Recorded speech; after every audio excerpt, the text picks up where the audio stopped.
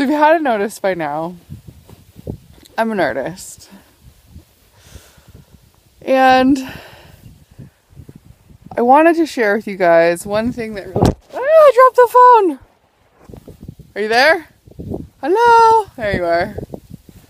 I wanted to share with you guys like one big piece of advice before the end of 2014 that really helped me when I was when I'm starting a new medium or when I was first starting like a serious art practice, and that is to copy the masters.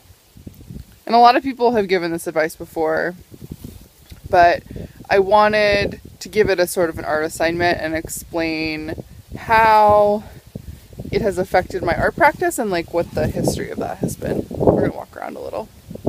A second. It's freezing out here. When I first got out of college, I was really, really sick. I was basically bedridden for a little while. I was in and out of the hospital. I was having a really hard time.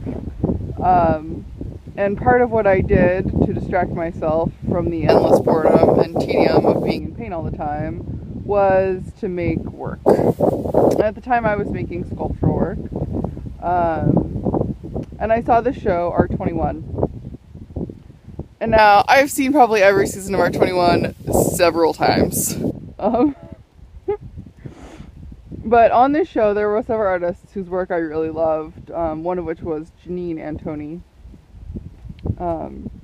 I'll put up some pictures of her sculptures or something, but she made this piece in which her and her sister and her mom made rope by hand out of their old clothes and their friends' old clothes and old videotape, like the tape from VHS tapes, and just sort of like a history of their lives and their friends and all this donated material. So I was like, okay, I'll do that. So I made a rope.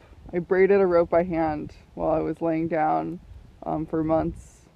And I coiled in on this big ball, and it was interesting. But it's not that that piece was so interesting. It's not that the copy work that you make is so interesting. It's that eventually, without really meaning to, you sort of break the copy. And it becomes your work, sort of just slowly, inch by inch. And this is how I started doing YouTube videos too, was I saw PBS Idea Channel. I'm sure you all heard the story before. I saw PBS Idea Channel and I thought, oh, okay. I love that work. I love the way it talks. I love the way it thinks. I love the way it's edited and the artwork, and I loved Mike's performance. And so I decided to copy exactly, until it took me about a year, you know, it's a year and a half at this point that I've been making YouTube, and you gotta admit that, like, eventually, after you try to make the copy really faithful for a really long time, eventually it just breaks, and the real you, your work eventually comes out on the other side, and it's really helpful. So, for 2014, it's almost over, but if you have any energy left in you, which apparently I don't because I've been sleeping so much while I'm on vacation, make a copy, a really faithful, a copy that just is imbued with your love of the thing that you're copying. And do it over and over and over again until it's no longer a copy, until your fingerprints and your ideas can't help but shine through. It's a really effective way of starting a new medium as an artist. So, happy 2014.